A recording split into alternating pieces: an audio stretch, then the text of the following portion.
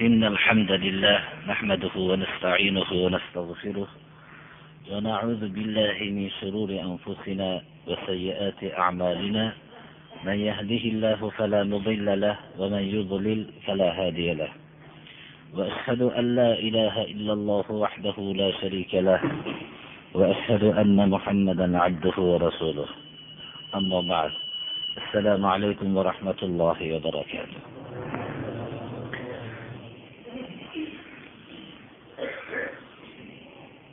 alloh subhanahu va taolo yer yuziga insonni yaratar ekan, bu insonni hayotini ikki qismdan iborat qildi. Hayotining bir qismida alloh subhanahu va taoloning yaratgan borliq bilan birga bo'lgan majburiy hayotidir. Bu hayoti xohlasa ham, xohlamasa ham inson Allohning yuborgan butun a'zosidagi majburiy hayot bilan hayot kechiradi. Hayotining ikkinchi qismi u ixtiyoriy hayoti. Mana bu ixtiyoriy hayoti bilan boshqa mavjudotlardan farq qiladi va shu ixtiyoriy hayoti bilan Alloh subhanahu va taolo insonni mukarram qilgan. Shu ixtiyoriy hayoti berilganligi bilan u Alloh subhanahu va taolo tarafidan mukallaf qilingan. Alloh subhanahu va taolo shu ixtiyoriy hayotni berib, unga taklif, ya'ni shariat yubordi. Ba'zi narsalarga buyurdi, ba'zi narsalardan qaytardi. U qaytishligi ixtiyori bilan qaytadi va qilishligi ma'siyatlarni ham ixtiyori bilan qiladi-da, ixtiyori bilan yaxshi ishlarni qilib Alloh subhanahu va taolo tarafidan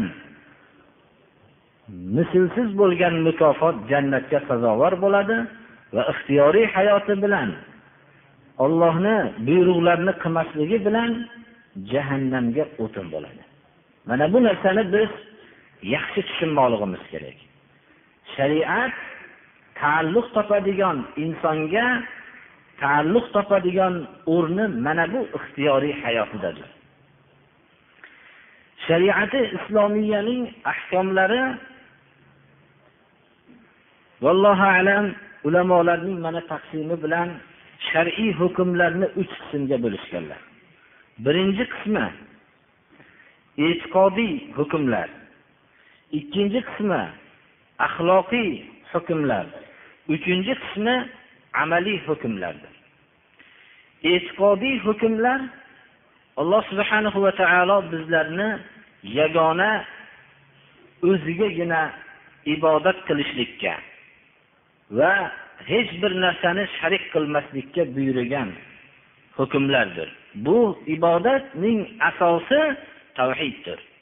Mana bu tavhid bizning e'tiqodiy hukmlar jumlasiga kiradi. Biz bunda iymonni da'vo qilar ekanmiz. E'tiqodiy hukmlarni faqat Alloh subhanahu va taoloning o'zining yuborgan Qur'oni va Rasululloh sallallohu alayhi va sallamning shu Qur'oni Karimning izoh qilgan hadisi muboraklardangina olamiz.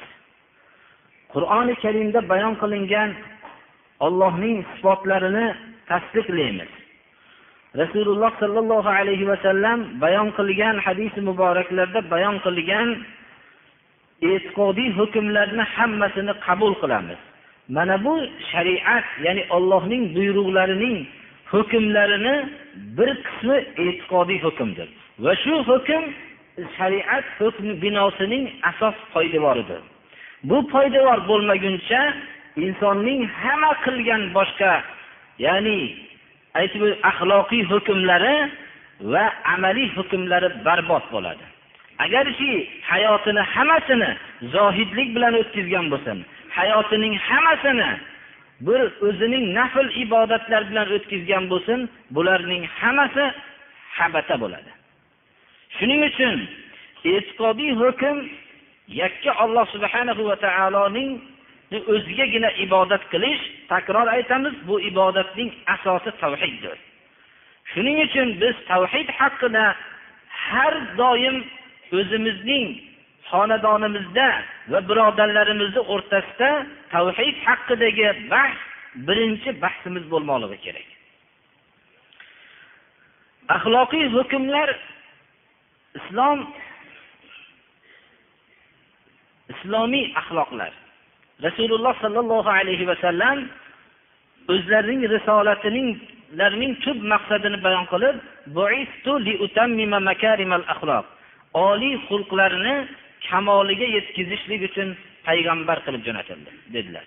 Ya'ni oliy xulqlarni o'qishi birinchi oliy xulqlarni birinchi xalqqa bildirishlik uchun payg'ambar bo'lganlari yo'q.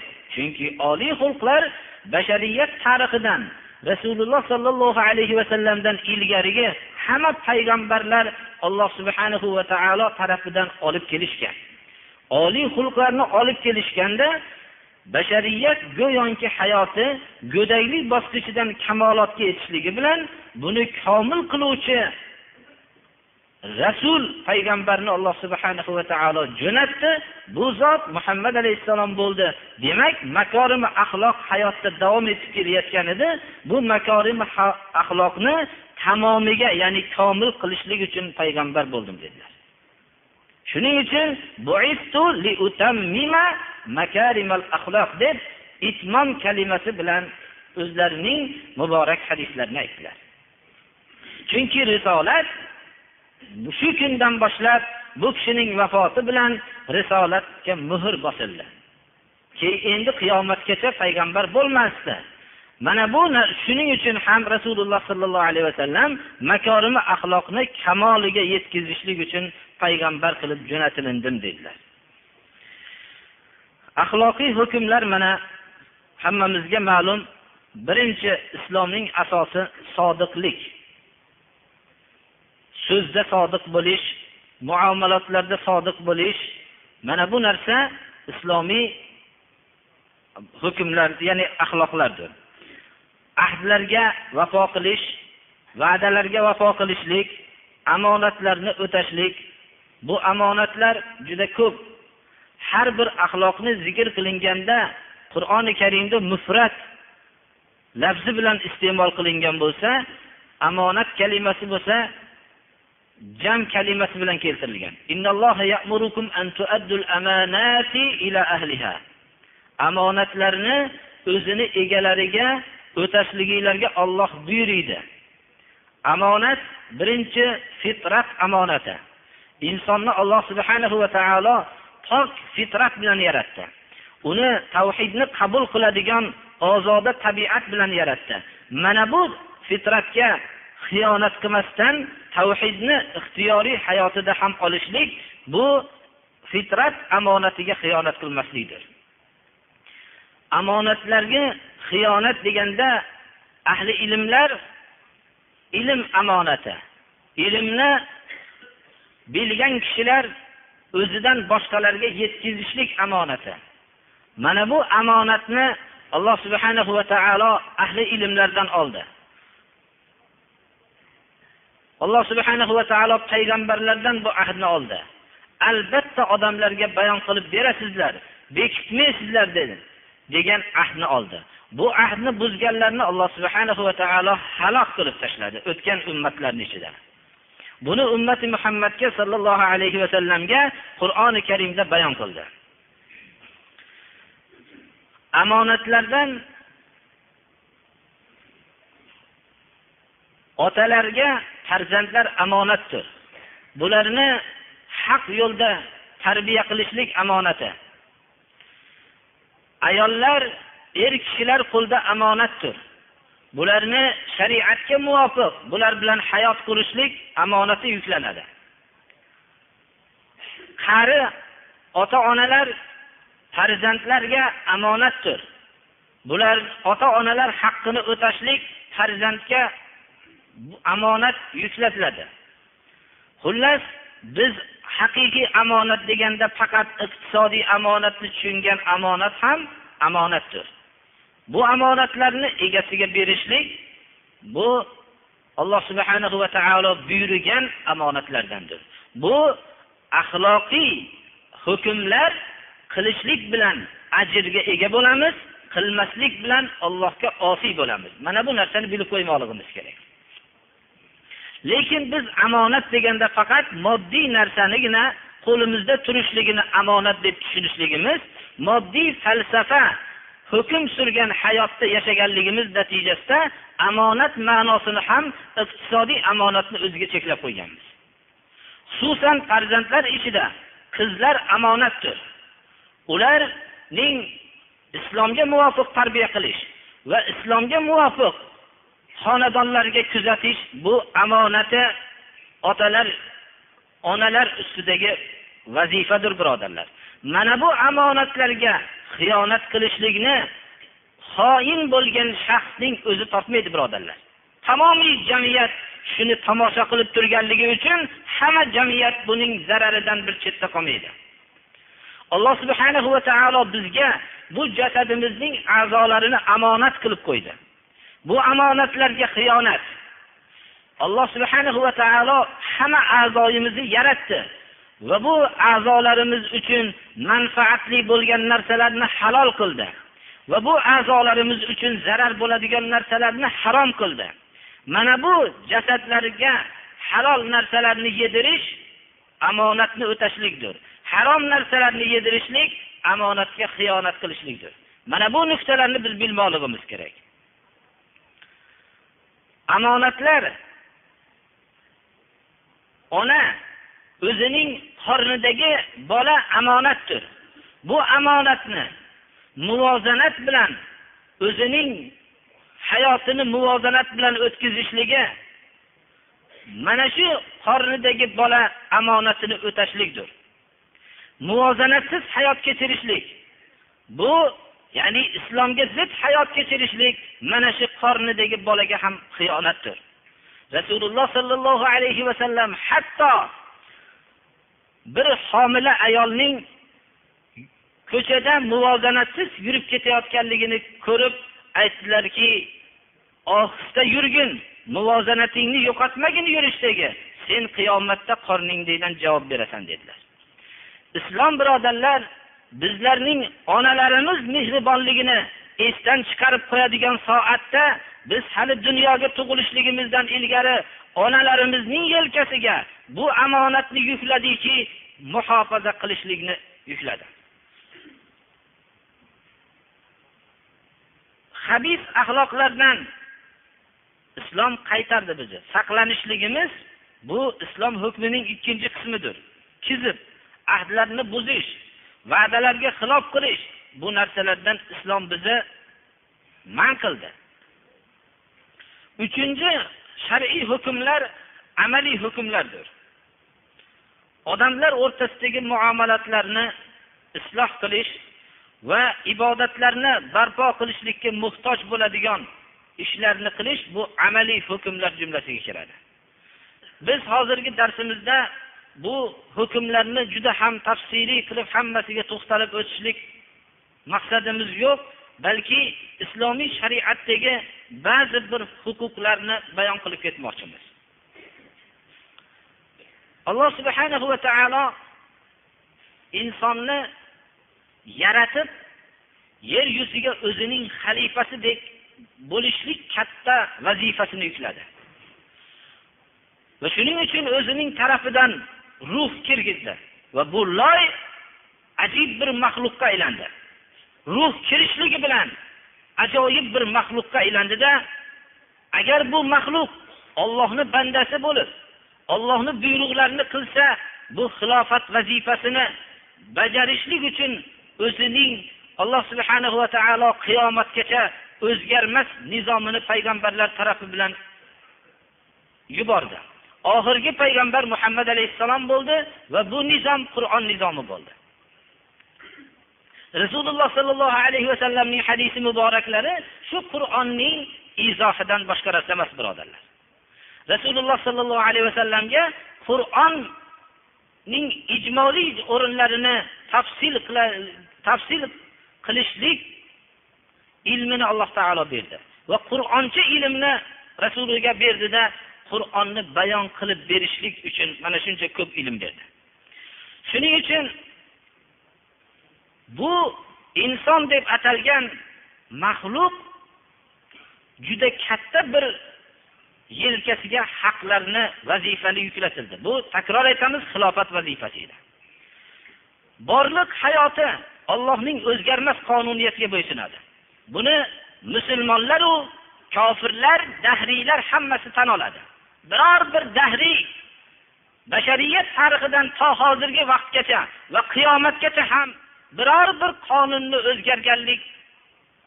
o'zgartirganligini da'vo qila olmaydi. Bunchalik nodonlik bosqichiga hali yetgani yo'q. Har qanday dahriy ham buni da'vo qilishligi bilan o'zaro o'zlarining o'rtasida ham nodon degan sifatni shu vaqtda oladi. Insonning aytib o'tganimizdek hayotini bir bosqichi ham pok bir o'zgarmas qonunga bo'ysunadi. Xilofat vazifasi bu hayotiga bog'langan emas. Uning o'zgaruv ixtiyoriy hayotiga. Agar bu ixtiyoriy hayotida o'zgarmas Allohning yuborgan qonuniga, hayot saodatiga olib boruvchi qonuniga bo'ysunsa, o'zi bilan o'zining shaxsiy hayotida bilan ham qarama-qarshi bo'lmaydi. Va hamda o'zi yashab turgan muhit borliq bilan ham qarama-qarshi hayotda bo'lmaydi. Chunki ikki tarafdan o'zining jismi va borliq bilan o'zgarmas qonuniyatga bo'ysungan borliq va o'zi bilan ixtiyoriy hayotida Allohning qonuniga bo'ysunishlik bilan rohat topadi, birodarlar. Dunyodagi hamma hayotning qiyinchilik ahvoliga tushishligining sababi ixtiyoriy hayotida Allohning o'zgarmas qonuniga bo'ysunmaslik natijasida qarama-qarshilik vujudga kelyapti. Birinchi o'zi bilan va o'zi yashab turgan borliq bilan. Shuning uchun shariati islomiya haqlarni bayon qildi. Shariati islomiyadagi haqlar taqriban 4 taga bo'linadi. Birinchi Allohning haqqi. Alloh subhanahu va taolo bizi ustimizda, bandalar ustida o'zining haqqi bor. Albatta hayotdagi ota-ona, insonning voyaga yetishligiga sabab bo'lgan ota-onaning haqqi katta deb bilinadi. Alloh subhanahu va taoloning haqqi albatta kattadir. Haqqi nima? Haqqi shuki, Rasul sallallohu alayhi va sallam o'zlarining hadis muboraklarida bayon qildilarki, haqqullohi alal ibad an ya'buduhu va la yushriku bihi shay'an. Alloh subhanahu va taoloning bandalar ustidagi haqqi, bandalar Allohga ibodat qilishligi, hech bir narsani sharik qilmagan holatda. Demak, bu Alloh subhanahu va taoloning bizi ustimizdagi haqqidir. Bu haq bandalar ustidagi Allohning haqqi 4 ta narsani o'z ichiga oladi. Birinchisi, Allohga qat'iy iymon keltirmoqlik va biror sharikni qilmaslik. Ya'ni la ilaha illalloh kalimasini xolis qalbdan qat'an buni tasdiqlamoqdir. Alloh subhanahu va taologa qat'iy iymon keltirish va kufrga qaytishlikni, xuddi o'tga uloqtirilishligini yomon ko'rgandek, yomon ko'rmoqlik va hamda hech bir narsani, xoh farishta, xoh jin, xoh payg'ambar, xoh inson, xoh tosh, xoh daraxt, xoh tog', xoh oftob, xoh oy, biror bir narsani, xoh qabr bo'lsin, biror narsani sharik qilmasdan Allohga ibodat qilishlik Allohning haqqidir. Va bu haq hamma haqlarning poydevoridir. Agar shu poydevor bo'lmasa, shariat binosi vujudga kelmaydi, birodarlar. Allohning haqqi biz 4 qismga bo'lyapmiz. Ikkinchisi, Rasul sallallohu alayhi va sallam o'z xohishlaridan gapirmaydilar. U kishi gapirgan so'z shariat xususida vahiydir. Payg'ambarimiz sallallohu alayhi va sallam olib kelgan hukmlarni rozilik bilan qabul qilishlikdir. Bu narsa Muhammadur Rasululloh, ya'ni Muhammad alayhisalom Allohning elchisi degan so'zni tan olishdi ma'nosidir. Ya'ni Allohning elchisi, bu kishi Alloh tarafidan elchi, Alloh tarafidan hukmni olib keladi degan ma'no Muhammadur Rasulullohdir. Uchinchisi, Allohga itoat qilish, ya'ni iymon keltirgandan keyin bu Allohga itoat qilish, Alloh buyurgan narsani qilmoq va qaytargan narsadan qaytishlik bilan bo'ladi. Ya'ni bu degan so'z Allohning kitobi va rasulining sunnatiga amal qilishlik bilan Allohning haqqini o'tolmaymiz, birodarlar. To'rtinchisi, Allohning ibodatidir. Ya'ni bu farzlarning bajarishlik bilan bo'ladi. Kimda kim hozirga aytilgan 4 ta haqlarni bayon qilma, o'zi amal qilmasa, Allohning haqqini o'tamayotgandir. U dunyodagi hamma haqni o'tashligining zarracha e'tibori bo'lmaydi. Biz mana bu haqni o'tashlikda biz daqiq bo'lmoqligimiz kerak. Ota-onalarning haqqini o'tayotgan odamlar agar Allohning haqqini o'tamasdan turib o'tayotgan bo'lsa, u hech qanday haqni o'tayapman deb da'vo qilishligi haqqi yo'q. Biz takror aytamiz, bu Allohning haqqini o'tashlik butun haqlarning poydevori deb bilmoqligimiz kerak. Asosi, agar bu haq o'talmaydigan bo'lsa, dunyoni hammasini o'zini e'tiqodicha bo'lgan yaxshilik bilan, biz hech qachon uni yaxshilik demaymiz. O'zining e'tiqodicha yaxshilik deb atalgan narsani qilib to'ldirib yuborgan bo'lsa ham, u odam hech qanday bir haqni o'tamayotgan odam deb bilamiz. Misol keltirishligimiz bunga hech o'xshatib bo'lmaydi, birodarlar. Fikrimizga yaqinlashtirishlik uchun aytamiz. Bir kishi o'zining dadasini haqqini o'tamasdan, dadasiga biror bir yaxshilik qilmasdan, dadasining ashaddiy dushmani bo'lgan bir yahudiyga hamma yaxshilikni qilib yurib, men yaxshilik qilib yuribman degan vaqtida yahudiy tasdiqlaydi, xolos, birodarlar. Hatto yahudiy ham biladiki, u o'zi aldanib menga yaxshilik qilyapti deb biladi u narsa. Misoli shunga o'xshaydi. Alloh subhanahu va taoloning haqqini o'tamay yurishlik, boshqa haqlarni o'tashlikning hech qanday e'tibori bo'lmasligi kerak. Bizning ba'zi bir kishilarimiz bor, islomiy axloqlarni ba'zini qiladi. Masalan, yetimparvar.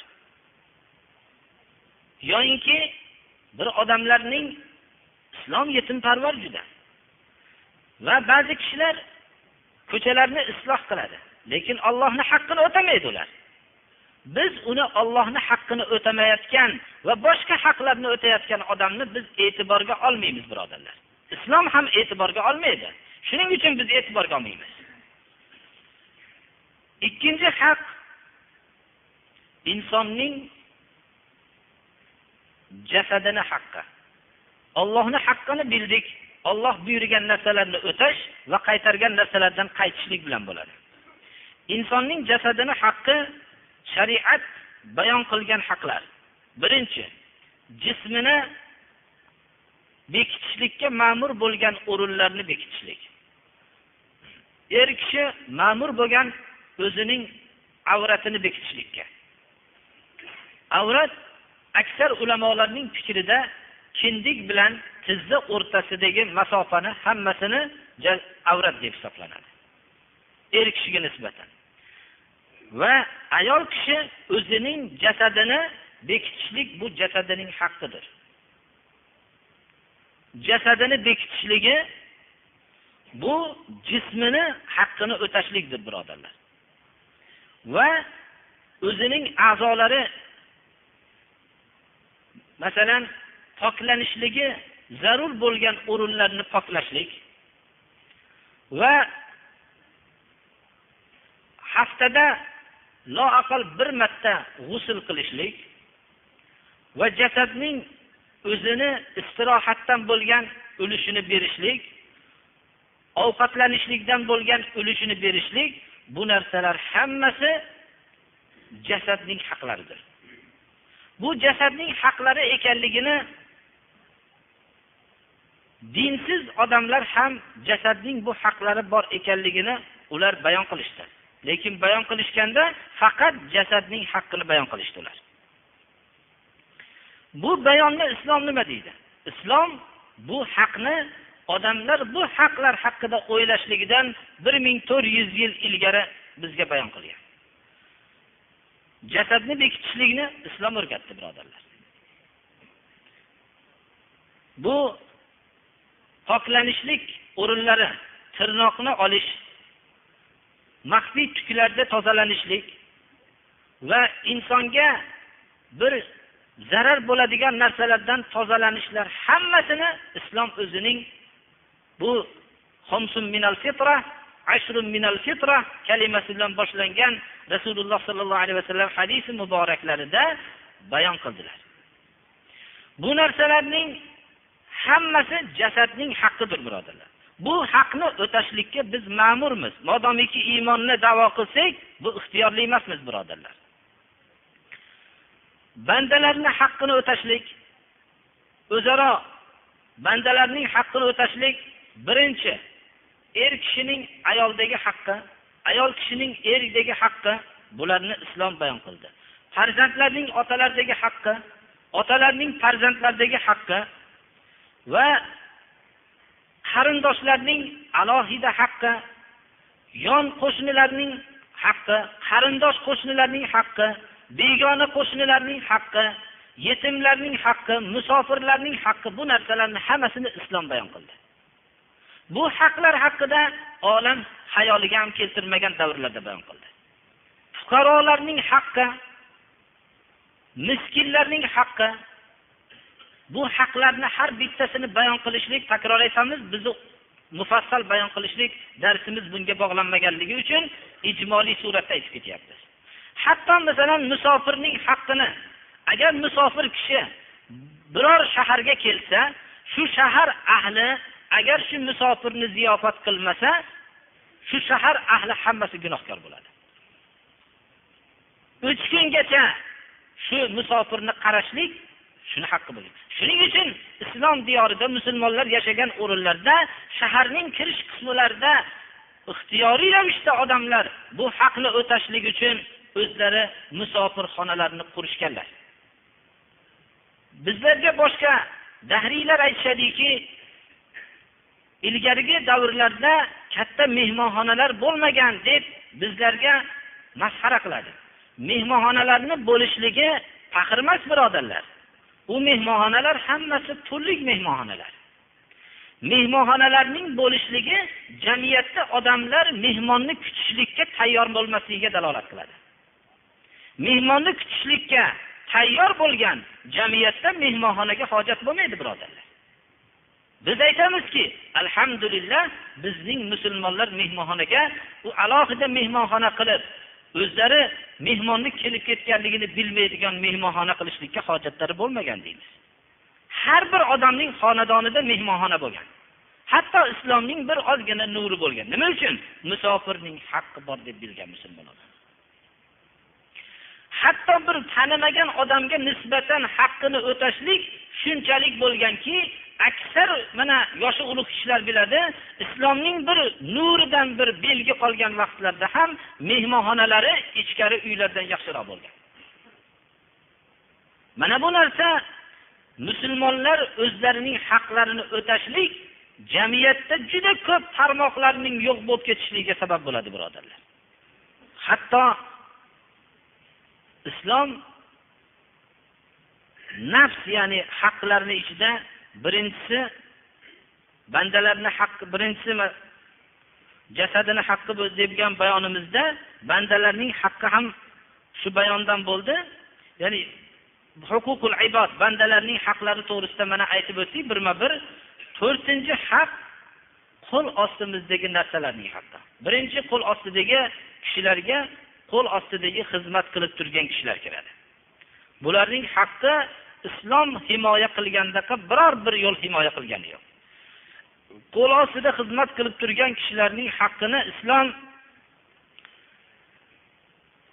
qanchalik rioya qilganligida Abu Hurayra radhiyallohu anhu rivoyat qiladilarki, Abu Zar al-G'aforiyni ko'rdim. U kishi bir xizmatkorlari bilan birga ekanlar. Ikkovlari bir xil libos kiyibdilar. Bir xil holatda ko'rdim. Shunda buni sababini so'raganimda Rasululloh sallallohu alayhi vasallam aytdilarki, sizlarni birodaringlar bu qo'l ostilaridagi xizmatkoringlar. Kimni birodarini qo'l ostida xizmatkor qilib qo'ygan bo'lsa, bittalarga nima kiygan bo'lsa shundan kiydirsin, nima yegan bo'lsa shundan yedirsin dedilar. Birodarlar, sizni xizmatkor bo'lsangiz, o'zingizni sayyidingiz bilan, hojiz bilan bir xil ovqat yesiz, bir xil libos kiysiz, bo'lib ham siz bu ovqatlantirishlik bilan kiyim sizni hojizni yelkangizdagi vazifa bo'lsa, bu xizmatkor bo'lishlikdan kim bosh tortadi? Bu xizmatkor bo'lishlikda hech qanday haqoratni sezmaydi odam. Mana bu narsa bizi islomda odamlar katta mansablarga o'zini urmasligini siri ham shu bo'lgan birodarlar. Chunki ular oddiy xizmatlarni qilishlikda haqoratni sezishmaganlar. Shuning uchun qo'l ostidagi kishilarning, qo'l ostidagi narsalarning huquqiga birinchi xizmat qilgan kishilar kiradi. Ikkinchi hayvonlar. Alloh subhanahu va taolo bu hayvonlarni bizni qo'l ostimizga bo'ysundirib qo'ydi. Bularni yedirmoqligimiz hayvonlarning bizdagi haqqi. Va bularni yuk tortadigan bo'lsa, toqatidan ortiq bo'lmagan narsalarni yuklashlik ham bizdagi haqqidir, birodarlar. Go'shti halol bo'lgan hayvonni go'shtini yeyish maqsadidan boshqa maqsad bilan o'ldirmaslik. Ya'ni buni qatl qilib, buni o'yin yo boshqa, faqat Alloh subhanahu va taolo bizga buni so'yib go'shtini yeyishlikni halol qildi. Boshqa maqsad, bundan boshqa maqsad bilan uni o'ldirishlikni bizga durust emas bu narsa.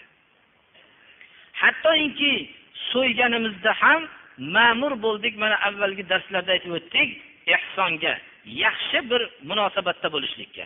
Hatto shu so'yadigan asbobni o'tkir qilib, yon tarafidan olib kelishlikka ma'mur bo'ldik, birodarlar. Bu hayvonlarning bizlardagi haqlarning ba'zilaridir. Bu haqlardan men shu narsaga bir to'xtalib o'tmoqchimanki, hozirgi jamiyatimizda eng katta bir muammo bo'lib turgan muammolardan.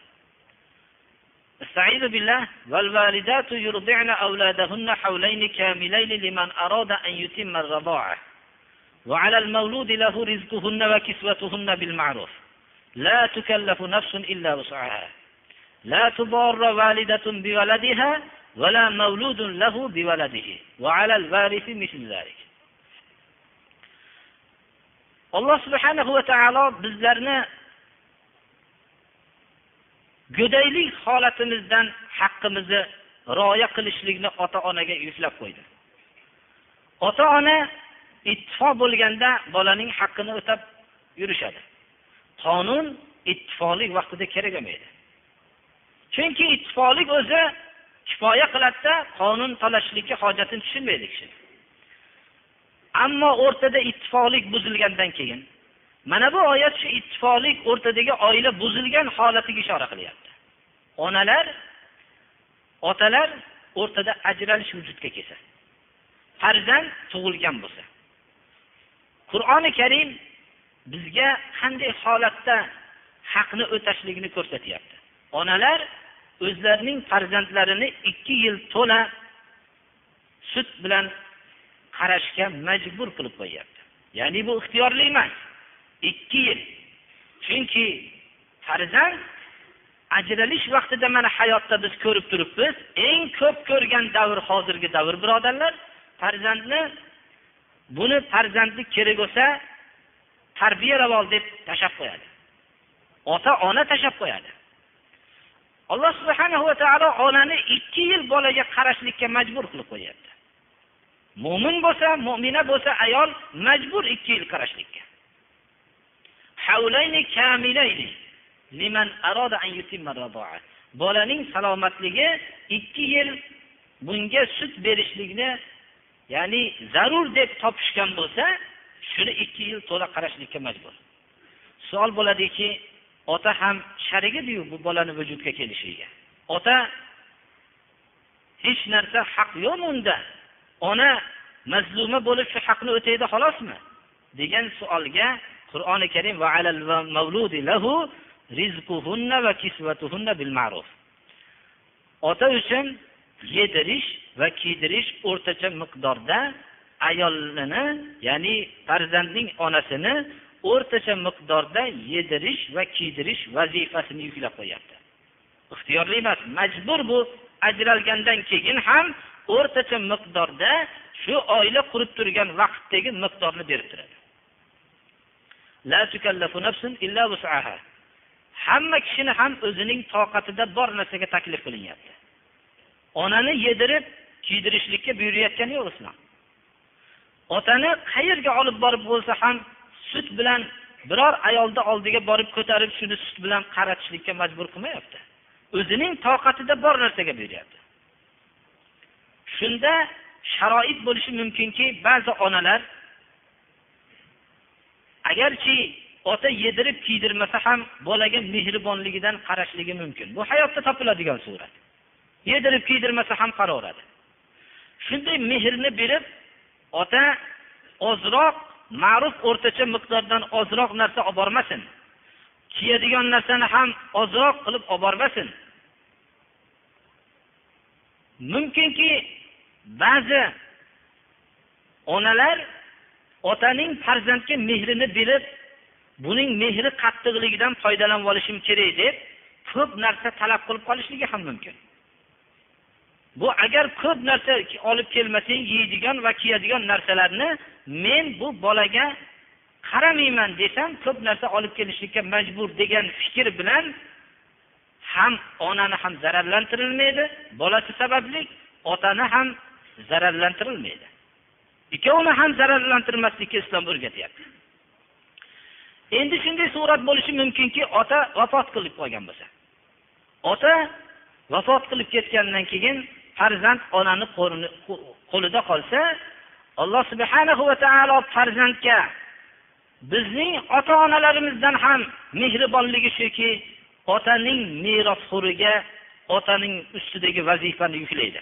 Va alal varisi mislu zalik. Ota o'tib ketgandan keyin ham bolani haqqini o'tashlik otaning merosxo'riga vazifasi yuklatiladi. Otadan qolgan meros katta bo'lganda olarmidi merosxo'r? Endi foydagagina merosxo'r bo'lmasin, vazifaga ham merosxo'r bo'lsin. Birodarlar, shunchalik bizning ota-onalarimiz tashlab yuboradigan soat bo'lib qolganda ham Alloh bizni himoya qilyapti. Alloh subhanahu va taolo bizni shunday og'ir soatda, hatto onalarimiz, otalarimizning qalbidan mehr ko'tarilgan vaqtida ham Alloh o'zining mehribonligini ko'rsatyapti. Mana shunday Allohning haqqini bajarmayapti odamlar. Mana shunday hali boshqa nozi ne'matlarni qo'yaylik. Mana shunday hatto ota-onamiz mehribonligini yo'qotayotgan vaqtda ham bizga mehribon bo'lgan Allohning haqqini o'tashlik loyiq emasmidi? Shuning uchun Alloh subhanahu va taoloning haqqi hamma haqlardan baland turadi. Bu haq Allohning o'zigagina ibodat qilish, hech bir narsani sharik qilmagan holatda. Alloh subhanahu va taolo bandalar Allohning haqqini o'taganda Alloh subhanahu va taolo o'zida ham bandalarning haqqi bor deb rasulini tili vositasi bilan bizga bayon qildi. Agar buni Rasululloh sallallohu alayhi va sallam aytmaganlarda biror insonning jur'at qilishligi haqqi yo'q edi. Nahotki shu zaif bandalarning ham Allohda haqqi bo'ladimi deb. Mana bu haq nima? Agar Allohning haqqini bandalar o'tasa, Allohda ham bu zaif bandalarning haqqi bor. Bu haq Alloh subhanahu va taoloning haqqini o'tagan bandalarni Alloh azob bermaydi. Mana bu haqlar haqida agar bir bayon qilinsa juda uzoq vaqtni o'z ichiga oladi. Birodarlar, bu haqlarni biz yaxshi bilmoqligimiz kerak. Rasululloh sallallohu alayhi va sallam bu haqlarga ishora qilib aytdilarki: "Inna li jasadika alayka haqqan va inna li aynika alayka haqqan va inna li zawjika alayka haqqan va inna li zurika alayka haqqan." Imom Buxoriy, Imom Muslim, Abu Dovud, Nasoiy to'rovlari o'zlarining jami sahihlarida va sunanlarda keltirdilar. Jasadingni senda haqqi bor dedilar. Ko'zingni senda haqqi bor dedilar. Ayolingni senda haqqi bor dedilar. Va seni ko'rgani kelgan mehmonlaringni ham haqqi bor dedilar. Ba'zi rivoyatlarda Salmon Farsi bilan Abu Dardo radhiyallohu anhuma ikkovlari Alloh yo'lida do'st bo'lishganlar. Salmon Farsi hijob nozil bo'lishligidan ilgari Abu Dardo birodarlarini ziyoratiga bordilar. Borganlarida Ummu Dardo, ya'ni Abu Dardoning ayollari nihoyatda o'ziga qaramagan holatda yurganligini ko'rdilar. Shunda Abu Dardo birga ovqat yemoqchi bo'lib ovqat kelganda Abu Dardo men ro'zaman dedilar. Salmon Farsi radhiyallohu anhu aytdilarki, ovqatni yeyishga majbur qildilar. Ro'zalarni ochirdilar. Nafl ro'za edi. Undan keyin dam olish vaqti bo'lganda Salmon Farsi dam olmoqchi bo'lganlarda Abu Dardo siz dam oling, men dam olmayman. Yoting dedilar. Turmoqchi bo'lganlarda turgizmadilar. Kechaning 3-qismi bo'lganda turdirdilar. Va ertaman aytdilarki Abu Dardoga inna li robbika alayka haqqan. Rabbingni senda haqqi bor. Va inna li nafsika alayka haqqan, bu jasadingni ham haqqi bor. Va li ahlika alayka haqqan, ahlingni ham senda haqqi bor. Fa'ati kulli haqqin haqqahu, haqdorlarning haqqini berib yurgin dedilar. Abu Dardo radhiyallohu anhu Rasululloh sallallohu alayhi vasallamga shikoyat qilib bordilar. Ro'zalarning ochilganligi va uxlatganliklari shu haqda shikoyat qilib borganlarda, yo'inki bu xabar Rasululloh sallallohu alayhi vasallamga yetib borganda, sadaqa Salman dedilar. Salmon to'g'ri aytdi dedilar. Joyida o'tashlikdir birodarlar. Islom yo'li tarki dunyochilik yo'li emas birodarlar. Islom yo'lidan qo'rqayotgan kishilar, islomning tushunmagan kishilar yo'inki islomga g'arazgo'y odamlardir. Islom yo'li agar islomni hayotlariga tatbiq qilsalar, ular hech qanday ko'p muammolarni yechishlik to'g'risida bosh qatirisha olmaydilar. Bosh qatirishlikka hojatlari bo'lmaydi. Islom yo'li eng pokiza yo'ldir. Islomdan qo'rqayotgan odamlar, ular takror aytamiz, islomni tushunmagan odamlar va islomning yo'inki qattiq g'arazgo'ylik bilan ish qilayotgan odamlar. Shuning uchun biz islomning haq ekanligini bilamiz va odamlarga bu saodat yo'li deb bildiramiz. Va bu saodatni ular ko'rmagan bo'lsa, biz ko'rdik deymiz. Buni o'zimizda va tariximizda ko'rdik deymiz. Shuning uchun islomni biz birovga majbur qilib tushuntiramiz demaymiz.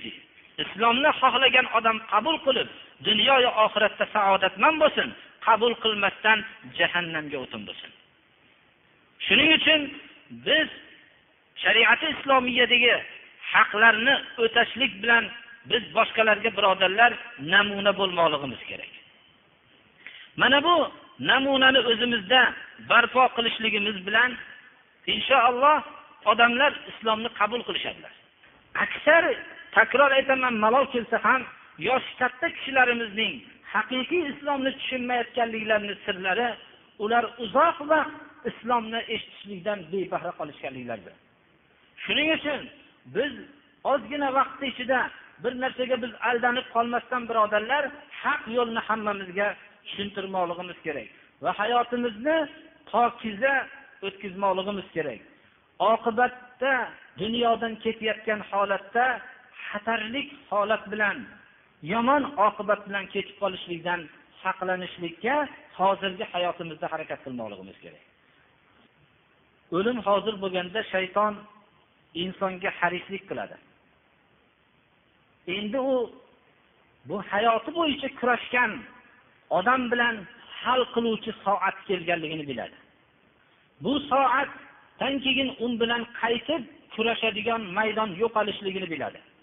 Va shuning uchun o'zining hamma harakatini shu inson, bechora insonni iymonsiz dunyodan ketishligiga harakat qiladi. Xuddi misoli shunga o'xshaydiki, inson shaytonlari dunyoda o'zining zalolatda yurishligini, faqat o'zini yurishligini xohlamasdan boshqalar ham bu zalolatda bo'lishligini xohlagandek. Shayton ham jahannamda o'zi bo'lmasdan yonida shu sababli adashganidan shu insonni ham shu jahannamda bo'lishligini u eng birinchi shunga haris bo'ladi, birodarlar. Rasululloh sallallohu alayhi vasallamning hadis muboraklarida Jabir ibn Abdullohdan rivoyat qilinadiki, inna shaytona yahduru ahadakum 'inda kulli shay'in min sha'nihi hatta yahduruhu 'inda ta'amihi fa idha saqatat min ahadikum min luqma falyumit ma kana biha min adan thumma liya'kulha wa la yad'aha lish-shaytan fa idha faragha falyal'aq asabi'ahu fa innahu la yadri fi ayyi ta'amihi takunu al-barakah.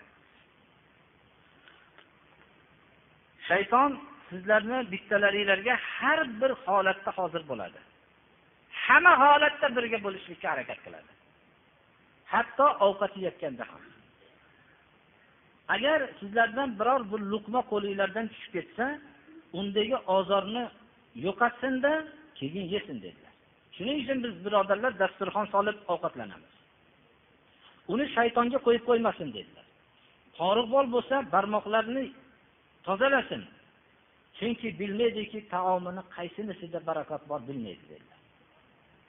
Ya'ni inson taomdagi barakotni qo'ldan bermaslikka harakat qilmoqligi kerak. Shu barakotni ham shayton olishlikka harakat qiladi. Harajli soatlarda u eng yaxshi ko'rgan otasi, onasi va hamnishillari suratida ko'rinib Yahudiya diniga ergashishlik, Nasroniya diniga ergashishlikka jon taslim qilayotganda jonini boricha targ'ib qiladi, birodarlar. Shuning uchun ham Alloh subhanahu va taolodan Robbana la tuzigh qulubana ba'da id hadaytana va hab lana min ladunka rahmah innaka antal wahhab. Qalblarimizni toydirib qo'ymagan, hidoyat bizga nasib qilganingdan keyin deb duo qilib yurishlikka ma'murmiz, birodarlar. Hamma yomon oqibatning sabablari birinchi e'tiqoddagi fasoddir, birodarlar. Hali aytib o'tganimizdek, sahih e'tiqodda bo'lmagan kishilarni Alloh subhanahu va taolo ularga yaxshi xotimani ham nasib qilmaydi, birodarlar. Chunki ularga mana Qur'oni Karimda doim va badalahum minallohi ma lam yakunu yahtasibun, bu o'zlari yaxshi amallar qilib yurgani bilan insonlar umrining oxirida e'tiqodi sahih bo'lmagan odamlarga Alloh saqlasin yomon xotima bo'lishligining xavfi ko'proqdir. Ikkinchi, gunohlarda davom etishlik. Hayoti bo'yicha gunohga moyillik topilgan odamlar hammasi hayoti umrining oxirida ham shu osiylik, shaytonga itoat qilib qolishligining xavfi bor. Men bu yerda shu narsani eslatib o'tmoqchimanki, qala az-Zahabi fil kabair qala Mujahid, mufassirlardan Mujahid shu aytadilarki, ma min mayyitin yamutu illa musila lahu julasa'uhu alladhina kana yujalisuhum. Qaysi bir kishi vafot qiladigan bo'lsa, unga birga gaplashib yurgan hamnishillari gavdalanadi o'lim oldidan.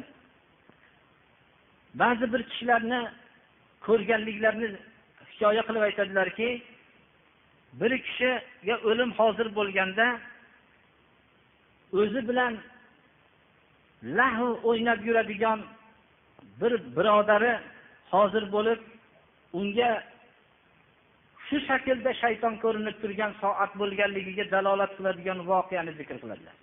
Ya'ni la ilaha illalloh degan desalar, u o'zining shu butun hayoti bo'yicha shatranj o'ynab o'tgan ulfati shaklida shayton ko'rinib, la ilaha illalloh deb degin degan birodarini aytish, so'zini aytish o'rniga shatranj odatida o'ynaydigan kalima shoh degan kalima bilan jon berganligini hikoya qiladilar.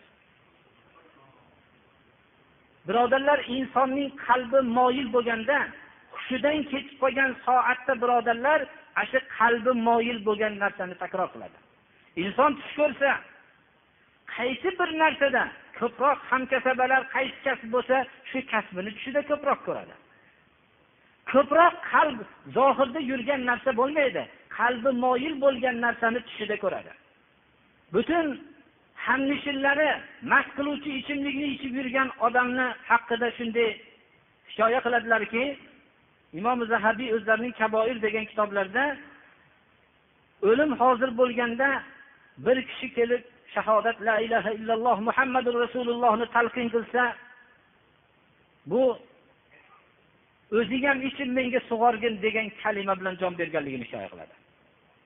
Birodarlar, mana bu narsa la havla va la quvvata illa billah hayotdagi insonning ma'siyatga o'rganishligi umrining oxirida yomon oqibat bilan ketishlikka sabab bo'ladi.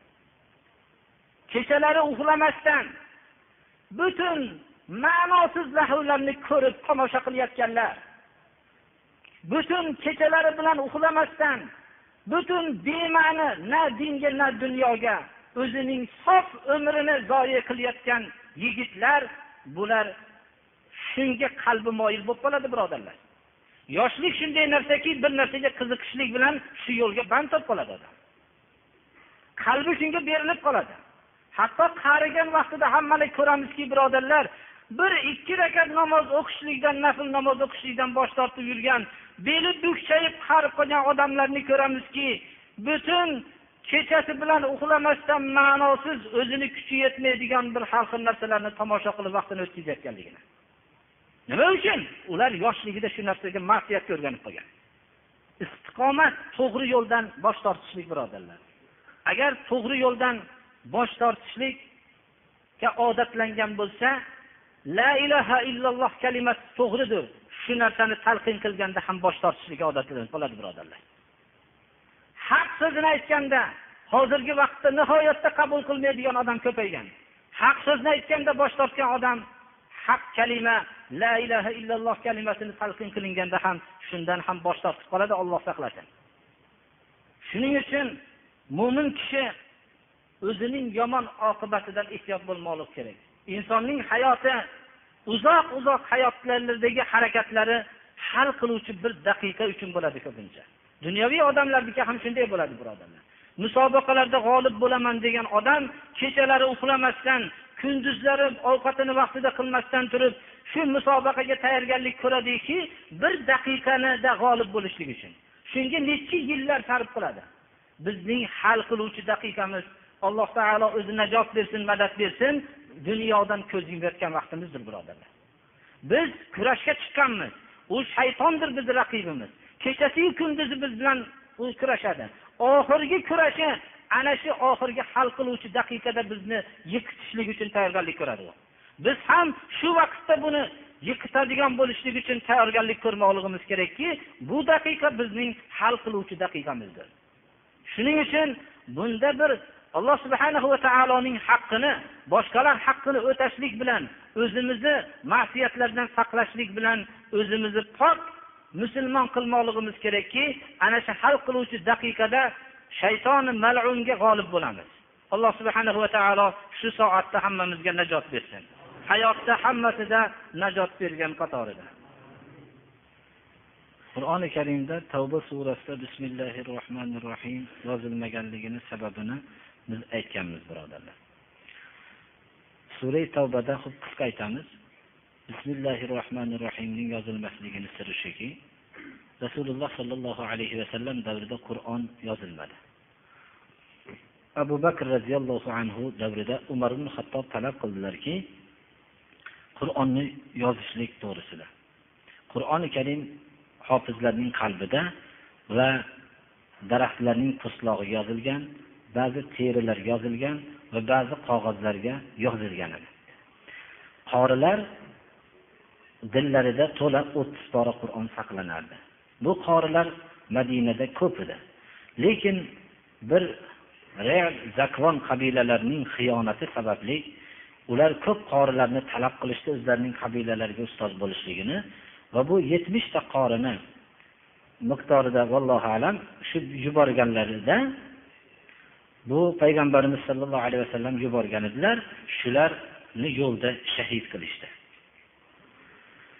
Shuning uchun ham qorilar kamayib ketayotganligiga Umar ibn Xattob qattiq turib oldilar. Abu Bakr radhiyallohu anhu avval yozishga ruxsat bermadilar. Keyin Qur'oni Karimni yozishlik uchun eng hofizlarning kattalarini tanlandi va ularning ustiga Zayd ibn Sobit radhiyallohu anhu ni eng bosh qildilar. Chunki Rasululloh sollallohu alayhi vasallamning kotiblari edi, vahiylarni kitobat qilardilar. Shunda Sura Anfalni yozayotganlarida Sura Anfalni bilan Sura Tavba shu ikkala Sura Anfalning davomini, ya'ni biror oyatda shak shubha qilganlari yo'q. Sura Anfalning davomini yo alohida suraligida o'ylanib qoldilar. Shuning uchun Bismillahirrohmanirrohim yozmadilar va Sura Tavbaning necha oyatligini bir yozib qo'ydilarki, bir tomondan ajralib tursa, ikkinchi tarafdan Bismillahirrohmanirrohim yozilmasdan yana qo'shilib ham turadi. Ehtiyotan shunday qildilar. Bu yerda bir yana boshqa savollar ham bor ekan, ba'zilarga javob bermayapmiz, birodarlar. Bu yerda bir kishi savdo to'g'risida so'rabdi. Bir narsani olib, shuni 2 barobar foydasiga sotsa bo'ladimi dedilar. Shariati islomiyaning buyrug'i shuki, ko'p foyda qilmaslikka buyurilgan. Ko'p foyda qilmasliklarga buyurilgan. Lekin bir foyda qilsa, u oluvchining ixtiyori, xohlasa oladi, xohlamasa olmaydi, birodarlar. Lekin o'zaro musulmonlarga bir-birlarga manfaat yetkazishlikka ma'murmiz. Xo'p, bu kishi aytadilarki, bir amaliya qilinsa, mabodo bir kishi oshqozonidan amaliya bo'lgan bo'lsa, shu odam g'usl qilishligi lozim bo'lib qolsa, maylida qanday bo'lsa ham bir jarohati bo'lsa, shu g'usl qilishlik lozim bo'lib qolsa, suv zarar qilsa dedilar. Suv zarar qilsa, albatta tayammum qiladi, birodarlar. Vitrni qazosini o'qimaydi, birodarlar. Mabodo uxlab qolsa, ertaman turib o'qiyman desa-yu uxlab qolsa. Shuning uchun uxlab qolishligini o'zini odatini bilsa, yotayotgandan ilgari yangi tahorat qilib vitrni o'qib yotish kerak. Endi g'assol, ya'ni mayyitni yuvuvchi kishi g'usl qilib oladimi, yo'qmi? Yuvgandan keyin deb so'rayaptilar. Shunda g'assolni ba'zilar g'usl qilib olishligini uga mustahab deyilgan. G'usl qilsa yaxshi bo'ladi. U lekin lozim emas. G'usl g'assolni masalan ba'zi rivoyatlar asosida ko'plar g'assol ham g'usl qilsa yaxshi bo'ladi deyilgan. Chunki mayyitni yuvgandan keyin o'zi masalan bir yuvmasa yaxshi bo'ladi. Rivoyatlar shunga bor. Va shuni ostida yana so'rayaptiki, g'assolga berilgan narsa ko'ngildan chiqarsa, ko'ngildan chiqarmasa ham talab qilib olsa bo'laveradi, birodarlar. G'assol bu bir mayyitni masalan yuvgandan keyin bunga bir narsa bersa hech narsa bo'lmaydi. O'zi aslida g'assollik o'zi bir kasb bo'lishligi ham jamiyatning buzilib borayotganligini belgisi. Maishat kasaliga giribtor bo'lishi. Bo'lmasam mo'minlarni yuvishlikka alohida bir g'assolga hojatlari bo'lmasligi kerak. Bu bizga oxirat haqida gapirmaydigan falsafada yashab qolishligimizni ta'siri ostida shuni qilib qoldik, birodarlar. Bu yerda bir singan uchuq bo'lgan idishlarda ishlatsa bo'ladimi debdilar. Endi misol bu uchib qolgan idishlarda ishlatsa bo'laveradi, birodarlar. Ba'zi odamlar bundan bir tafa'ulan ishlatishmaydi. Bir jannatda ham butun idishda suv ichadigan bir narsani o'rtaga qo'yishgan bo'lib ichmaydi. Lekin bu narsani uchuq idishda bu narsa ichishlikning hech qanday zarari yo'q. Uylanmagan kishi deyaptilar. Farzandlik beva ayolda olsa bo'ladimi uylansa deb. Bu savol, birodarlar. Bu masalan uylanmagan kishi farzandi bor ayolni uylansa, hech qanday bunda u oriyat bunaqa narsa bo'lmaydi, birodarlar. Xuddi buni aksiki, masalan, farzandi bor kishiga biror bir joydan qiz bolaga uylangan bo'lsa ham, uni ham bir aybi yo'q islomda hech qanday. Mana bu narsa, u nikoh degan narsa bu jamiyatda bir qonun bilan yuradigan narsa emas, birodarlar. Nikohga islom buyurdiki, musulmonlarga pokiza joyda uylanish va qizlarni pokiza joyga berishlikka va ikkita guvoh ostida nikoh tamom bo'ladi. Shu narsaga buyurdi. Lekin buni nikoh degan narsa bu mizojiy masala, birodar. Bir odam bir joydan turmush qurgisi kelgan bo'lsa, turmush qilaveradi narsani. Bunga bu bir qonun aralashligi xato bu narsaga, birodarlar. Lekin zulm qiladigan bo'lsa, majburiy suratda bo'lsa, unga qonun aralashadi. Islomda unaqa biron majbur qilmaydi. Islom masalan ijob va qabul asosiga qurilgan bu. Yana bizga shu ijtihodiy masalalardan so'rashligini xohlamasdim, so'radilar. Mayli. Raf'al yadayn, ya'ni qo'lni ko'tarib namoz o'qishlikka hadis bormi? Ko'tarmasdan o'qishga dedilar. Ikkovlar masalan sahih hadislardan, sahihdan 16 ta hadis bor raf'al yadaynga, birodarlar. Va boshqa ko'tarmasdan o'qishlikka Avzo'i rivoyatlardan Abu Hanifa bunda qo'llarni ko'tarmadilar degan narsani ham rivoyat qilishganlar. Bu biz ijtihodiy masalalarga aralashmaymiz. Raf'al yadayn bilan o'qigan odamni bu hadisga asosan ish qilyapti deymiz. Raf'al yadayn qilmagan odamni shu asosini bilsa, biz unga qarshilik qilib, bu haqda biz minbardan aytmaslik, so'rashga majbur qilib aytyapmiz. Bizni bu yerda ba'zi rahmat mana malomat qilish nimasida bir o'zi haqiqatni so'rab aytibdilar. Ya'ni namozdan keyin jamoat bilan tasbih aytishga, jamoat bilan duo qilishlikka asos bormi? Shunday qo'lni ko'tarish shunaqa dedilar. Payg'ambarimiz sollallohu alayhi vasallamdan hadis hasan deganlar, qo'lni ko'tarib duo qilishlikka bitta hadis bor. Hadisi hasan deb. Bizning taraflarda birodarlar shunga ko'p kishi odatlangan. Bu narsalar haqida biz lekin tasbihlarni o'zi aslida har kim o'zi 33 tani aytib duo qilishlari kerak o'zi aslida. Lekin bu narsa biz hozirgi shu vaqtda shu narsani bizni xalqimiz hozir shu narsani tushuna olmayapti, birodarlar. Inshaalloh biz o'zimiz darslarimizda aytib qo'yganmiz, sekin asta hamma narsani sahih hadislarni o'qib tushuntirib beramiz inshaalloh. Bu yerda ko'p odamlar kasbga bir taalluqli bo'lgan odamlar, masalan temirchilar, bizni pirimiz Davud deyishadi. Bu zotga atab is chiqarib turishadi. Shu to'g'rimi yoki dedilar. Biz aytamizki, Davud alayhisalomning kasblari temirchilik ekan. Sovut qilishlikni Alloh taolo u kishiga shu ilmni bergan. Va alanna lahul hadida. Temirni muloyim qilib qo'ydik. Temir u kishining qo'llarida bir yumshoq narsadek harakat qilardi. Alloh subhanahu va taolo shu ne'matni berdi, shu mo'jizani. Zakariya alayhisalom duradgor edilar. Endi shu bilan bir odam shu Zakariya alayhisalomga duradgorliklarni biladi, xolos, u kishiga ibodat qilmaydi. U kishini demak aytadiki, o'tgan payg'ambarlar kasbli bo'lgan ekan, biz ham kasbli bo'laylik deyshadi. Shu Zakariya alayhisalom agar kimki Zakariya alayhisalomga, Davud alayhisalomga shu kishiga atab is chiqarsa, qiyomatda shu kishilarning oldidan javob beradi. Chunki ularga tuhmat bu, ular islomni sof aqidani o'rgatishgan odamlarga. Bu yerda misvokni so'rabdilar. Misvok shuki, sal ta'mi bor, achchiq bo'lgan daraxtning novdasidan qilinsa bo'laveradi. Arab viloyatlarida Iroq degan daraxt bor. Mana ko'p misvoylarni hajga borgan kishilar olib kelishgan. Shu Iroq degan daraxtniki misvogi yaxshi bo'ladi. Shuning uchun bu bizning diyorlarda bu daraxt bo'lmaganligi uchun u qattiq issiqda o'sadi. Ta'mi bor bo'lgan daraxtning novdasidan shuni iste'mol qilsa, og'izni bo'yini olib tursa, shu kifoya qilaveradi, birodarlar. Bizda bir kishi so'rabdilarki, g'ayri tabiiy ekan, endi mana o'qib oldik xatlarni. G'ayri tabiiy hodisalarga dedilar. Ya'ni bir inson bir zohirda sababini bayon qila olmaydigan hodisalarga islom dini qanday qaraydi? Masalan, hozirgi zamon tilidan dikopchalar, shunga o'xshaganlarga deyapti. Biz aytamizki, g'ayb olamini Alloh subhanahu va taolo bizga xabar bergan g'ayblarni tasdiqlaymiz. G'aybga iymon keltiramiz. Bizning ko'zimizga ko'rinmagan olam bor deymiz. Bu ko'zimizga ko'rinmagan mahluqotlar bor. Alloh xabar berganlarni bor deb tasdiq qilamiz. Qolganlarini borligi, yo'qligi haqida bahs qilmaymiz. To bizga hadislar kelmaguncha shunday olamiz. Hozirgi vaqtda masalan, ko'zimizga ko'rinmagan jin albatta bor deymiz. Qur'oni Karimda suratul jin bor. Jinlar haqida, bu jinlar mukallafdir bizlarga o'xshagan deb tan olamiz. Lekin bu moddiy falsafada o'sgan odamlar g'aybga iymon keltirishmaydi. G'aybni inkor qilishdi. G'aybni inkor qilishaveruvdiki, g'aybdan xabar kelib qoldi. Ba'zi g'aybda o'zlari ko'rmagan narsalarni o'zlari ko'rishdi. Agar musulmonlar biz ko'rdik deganda, ular xurofiy odamlar deb ularning ustidan kulgan bo'lardi.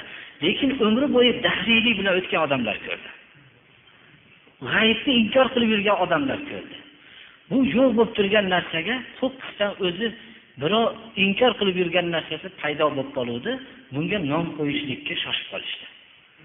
Shuning uchun shoshilgandan mana ba'zi millatlarda tug'ilgandan keyin bola tashqariga chiqib qaraydi, ko'ziga tezak ko'rinsa, tezak qilib qo'yganda, unga likopcha deb nom qo'yib qo'yildi. Likopga o'xshagani uchunmi likopcha? Birovga endi jon bo'lsa, kattaroqsa jon deb. Xullas endi nima bo'lib ko'ringan bo'lsa, shuni shoshib qolindi. Biz unaqa shoshib qolgan xalqlar emasmiz. Biz g'aybga iymon keltirganmiz. Biz iymon keltirgan narsa bo'lyapti ekan dedik.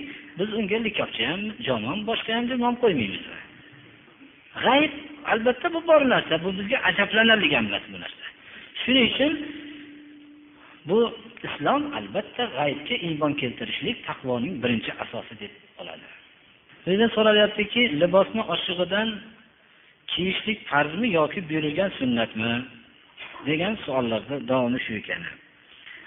Libosni, ya'ni biz payg'ambarimiz sollallohu alayhi vasallamning hadisi muboraklarida libos oshig'igacha bo'lishligi kerak.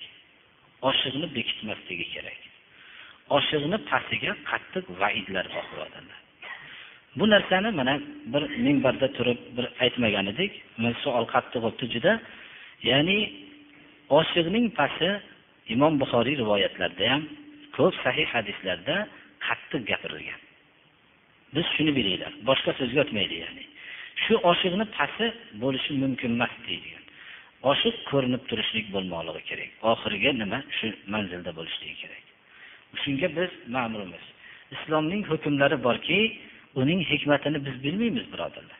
Umar ibn Xattob jon taslim qilayotganlarida aytdilarki, oshig'i bir kishi keluvdilar, qaytib ketayotganlarida jon taslim qilayotganlarida ham amri ma'ruf deb bildilar, shuni qaytarishdi. Bu yoqqa keldilar. Bu libosingni ko'tarib olgin dedilar. Bu Rabbingga taqvoliroq bo'lasan, libosing ham kir bo'lmaydi dedilar. Ba'zi ulamolar shuni kibr maqsadida kiyishlik bo'lmaydi deyishganlar. Ya'ni kibr maqsadida bo'lsa, o'sha va'idlar to'g'ri keladi degan. Kibr maqsadida bo'lmasa, bo'lmaydi. Chunki hadislarning iborasi shu xuyalo kalimasiga qayd qilingan deyiladi. Shuning uchun biz ehtiyot bu narsadan o'zimizni ehtiyot qilmoqligimiz kerak birodarlar. Bu haqdagi hadislarni hammasini hozir o'qib bersak ko'p hadislar, lekin hamma hadislar bitta hadis kibrga qayd qilingan. Shuning uchun boshqa hadislarni ham kibrga qayd qilib tushunishadilar. Oshig'ini pastida bo'lishligi mumkin emas birodarlar. Alloh subhanahu va taolodan duo qiling debdilar. Volidalari kasal ekan, Alloh taolo shifo bersin. Boshqa bir ilm talab qiladigan kishilarga Alloh taolo ilmiga rivoj bersin. Alloh subhanahu va taolo haq yo'lda barqaror qilsin.